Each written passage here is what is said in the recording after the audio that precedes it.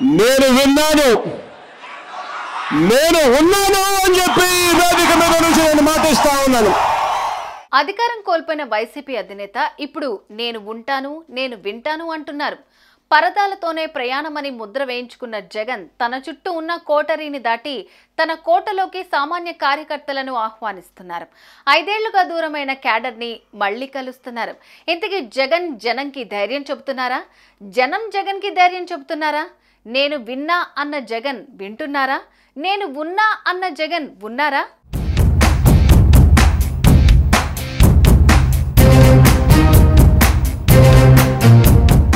YCP నేతలు, కార్యకర్తలు, ప్రజలు, బాధితులు వరుసగా వచ్చి జగన్ ని కలిసి మాట్లాడుతున్నారు. బాధితులు తమ బాధలు చెప్పుకుంటున్నారు. ఒక్కొక్కరు చెప్పేది వింటున్న జగన్ తాను చూసుకుంటానని, ఖచ్చితంగా దృష్టిలో పెట్టుకుంటానని హామీ ఇస్తున్నారు. ఈ ప్రజలను చూశాక జగన్ లో కాన్ఫిడెన్స్ పెరిగినట్లు కనిపిస్తోంది.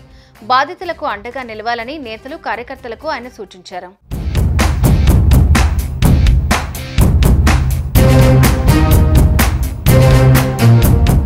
తాజాగా వైసీపీ అధినేత మాజీ సీఎం వైఎస్ జగన్మోహన్ రెడ్డి తాడేపల్లిలోని తన క్యాంపు కార్యాలయంలో కార్యకర్తలు, ప్రజలు, నేతలు, అభిమానులతో మమేకమయ్యారు. వారి కష్ట సుఖాలను తెలుసుకున్నారు. కార్యకర్తలు, నాయకులు ఎవరూ అధైర్యపడొద్దని, పార్టీ అండగా ఉంటుందని భరోసా ఇచ్చారు. అందరం కలిసికట్టుగా ముందుకు వెళ్లాల్సిన అవసరం ఉందని వివరించారు. రానున్న కాలంలో ప్రతి కార్యకర్తకు తనతో పాటు వైఎస్ఆర్ కాంగ్రెస్ పార్టీ తోడుగా ఉంటుందని వైఎస్ జగన్ అన్నారు.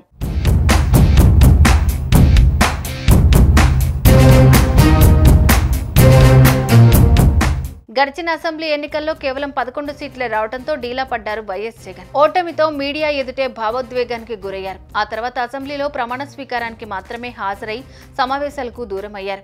తరచూ బెంగళూరుకి వెళ్లిపోతున్న జగన్ పై నమ్ముకున్న పార్టీని, ప్రజలను వదిలేశారని విమర్శలు మొదలయ్యాయి. అయితే కొన్ని రోజుల క్రితం వైసీపీ కార్యకర్త కుటుంబాన్ని పరామర్శించడానికి పల్నాడు వెళ్లిన జగన్ కి కార్యకర్తలు, అభిమానులు అడుగడుగునా ఘన స్వాగతం పలికారు.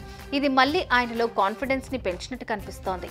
ఇక ఇప్పుడు ఆయన తాడేపల్లిలో తనను కలిసేందుకు ప్రజలకు అవకాశం ఇవ్వటం, వెంటనే ప్రజలు రావడంతో ఇప్పటికీ తన కోసం ప్రజలు ఉన్నారనే విషయం జగన్ కి అర్థమైందనే వాదన వినిపిస్తోంది.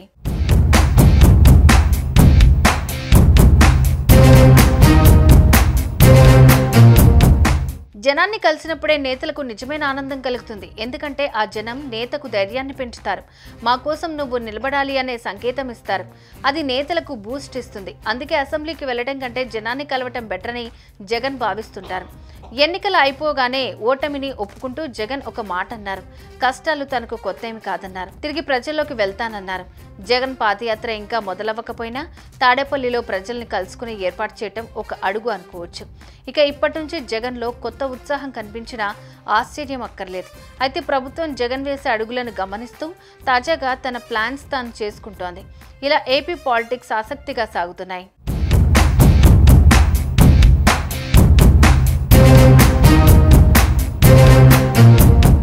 మళ్ళీ ఇక్కడి నుంచి గుండె ధైర్యంతో నిలబడి మళ్ళీ లేస్తాం. ప్రతిపక్షంలో ఉండడం కొత్త కాదు, పోరాటాలు చేయడం అంతకన్నా కొత్త కాదు. నా రాజకీయ జీవితం అంతా కూడా ప్రతిపక్షంలోనే గడిపా.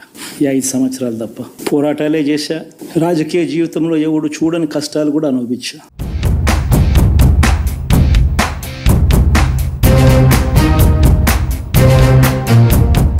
అనేక కేసులు ఉన్న జగన్ కూటమి ప్రభుత్వాన్ని ఎదుర్కోవాలి అంటే జనబలంతో పాటుగా దేశంలోని ఇతర పార్టీల మద్దతు కూడా కావాలి అని ఆలోచిస్తున్నట్టు అనిపిస్తోంది.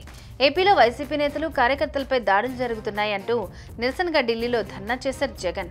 అయితే ఈ ధర్నాకు జాతీయ నేతలు హాజరయ్యారు. దీంతో జగన్ కు ఇంతమంది నేతల మద్దతు ఎలా వచ్చిందన్న చర్చ మొదలైంది. వైసీపీ కూడా వీళ్ళంతా వస్తారని ఎక్కడా చెప్పలేదు, ప్రచారమూ చేసుకోలేదు. హఠాత్తుగా ఒక్కొక్కరుగా జాతీయ, ఇతర రాష్ట్రాల నాయకులు జగన్ ధర్నాకు సంఘీభావం తెలిపారు.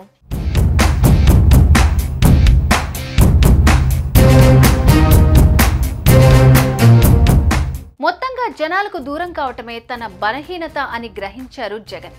ప్రజలతో మమేకం కావటం, వారి పక్షాన పోరాటం చేయడం ద్వారానే తాను పోగొట్టుకున్న అధికారాన్ని దక్కించుకోగలరు అని భావిస్తున్నారు వైసీపీ అధినేత.